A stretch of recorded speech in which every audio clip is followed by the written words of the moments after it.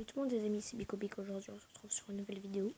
Donc c'est la partie c'est la partie 2 du concept que j'ai créé.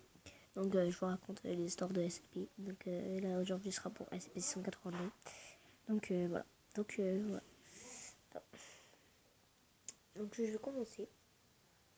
SCP-682 c'est l'un de mes préférés SCP, c'est un SCP que je connais depuis extrêmement longtemps. Bref, donc je vais encore vous lire un titre que j'ai écrit, un texte que j'ai écrit. Donc voilà.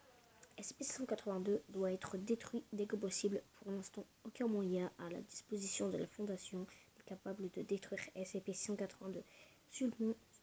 Seulement susceptible de provoquer des dommages physiques importants. SCP-682 doit être contenu dans une chambre de 5 mètres x 5 mètres x 5 mètres, doublée de plaques d'acier de 25,4 cm d'épaisseur, résistante à l'acide chlorhydrique.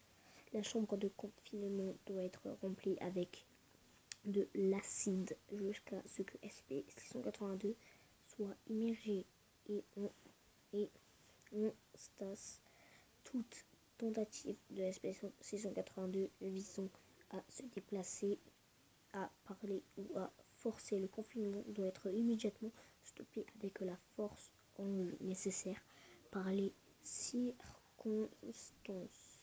Le personnel ne doit pas parler à SCP-682 de peur de provoquer un état de rage. Toutes les personnes non autorisées qui tentent de communiquer avec SCP-682 seront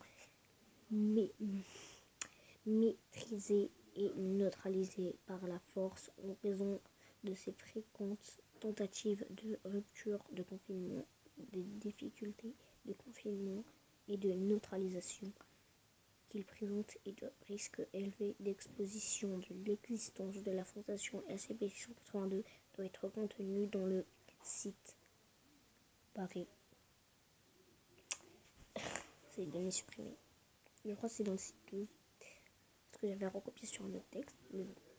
La fondation utilisera au mieux ses ressources pour maintenir les terres situées dans un périmètre de 50 km libre de tout développement humain. SCP-682 est une grande créature vaguement reptilienne d'origine inconnue. Elle semble être extrêmement intelligente et a été observée discutant de manière complexe avec SCP-079 au cours de leur bref contact. SCP-682 semble vouer une haine à toute forme de vie et l'a exprimé dans plusieurs interviews au cours de son confinement. SCP-682 a toujours été observé doté d'une force extrêmement grande, d'une grande vitesse et de bons réflexes, même si les niveaux exacts varient en fonction de son état. Le corps physique de SCP-682 se développe et évolue très rapidement, grandissant ou diminuant tandis qu'il consomme ou rejette de la matière. SCP-682 consomme d'énergie de tout ce qu'il ingère, organique ou non organique. La digestion semble être facilitée par un ensemble de branchies de filtrage à l'intérieur des narines de SCP-682.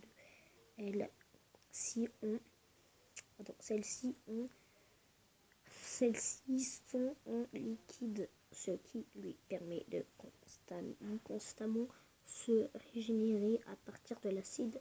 Ses capacités de régénération sont énormes et SCP-682 a été observé en train de se déplacer alors que son corps était détruit ou pourri à 87%.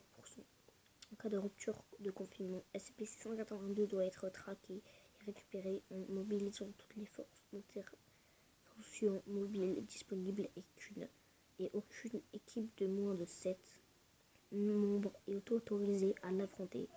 À ce jour, le nombre de tentatives de violation de confinement s'élève à 17, tandis que les évasions réussies sont en nombre de 6. Voilà. Et voilà, c'est la fin du texte que j'ai écrit. le texte que j'ai écrit, les gens. J'espère que ça vous aura plu. Peut-être que je ferai un épisode 3, en tout cas on verra. Et puis voilà. Donc n'oubliez pas qu'une journée sans rire est une journée perdue. Alors souriez, c'était Bicobic. Peace.